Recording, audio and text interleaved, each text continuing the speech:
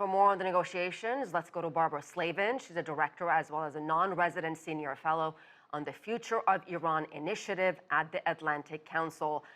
Barbara, so much back and forth we've seen in recent weeks. Clearly, this is not a done deal, but is it safe to say things at least are moving in the right direction? Well, Asieh, I'm always reluctant to give predictions. We've seen so many ups and downs, but it does seem that we are in the end game now of these negotiations. Of course, it's much more cumbersome because the United States and Iran are not in the same room with each other. Iran refuses to meet directly with American diplomats. So the EU has to be the go-between, and these responses are sent back and forth, back and forth. We also sometimes see contradictory statements coming out of the Iranian side. It would seem that they drop one demand and then they raise it again. So there's still a little bit of confusion. I think we'll know that we're really close if the European Union calls a new meeting in Vienna, and particularly if it calls a meeting at the foreign ministers level. That means that there's something there to finalize.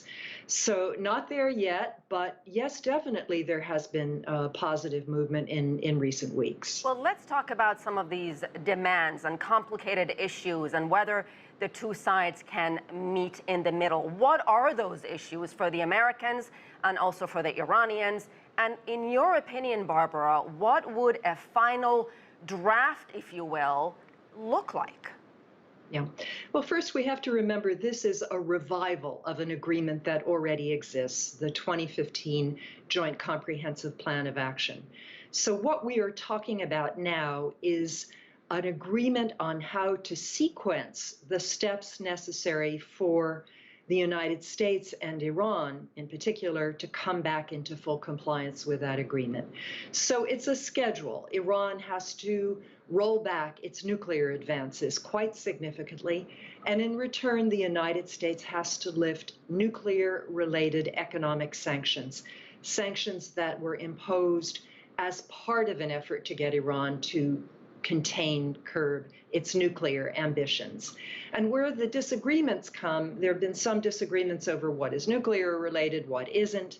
Also some disagreements about the schedule, I would imagine, for going back into compliance. You mentioned earlier the question of guarantees. Now, the Biden administration cannot guarantee that a future Republican administration would not withdraw from the deal, but it can say that it would stick with it as long as Iran would, and that there would be a substantial period for foreign businesses to wind down operations with Iran if there were a U.S. withdrawal again. So these are some of the technicalities. There's also the issue of a separate probe by the International Atomic Energy Agency into traces of uranium that were found at 3 sites in Iran that were never declared to the IAEA. And there is a hope that this can be resolved, this probe can be resolved also in the 3 months or so it would take for the United States and Iran to come back into compliance with the JCPOA. So there are a lot of moving parts here, but I think everyone understands the issues. And again, I'm waiting to see if the European Union calls a new meeting in Vienna. That would mean we really are in the end zone. And Barbara, of course, I have to ask you about Israel's role, indirect role, I should say, in all of this, which has consistently objected to any kind of efforts to salvage JCPOA. Prime Minister Yair Lapid, as early as last week, I believe, he said continuing to negotiate with Iran would show weakness.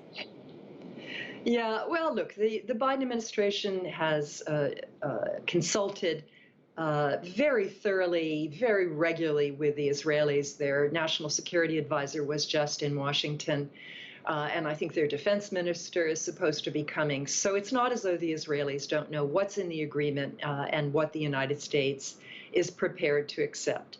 I think there's a lot of politicking going on here, a lot of spinning going on here.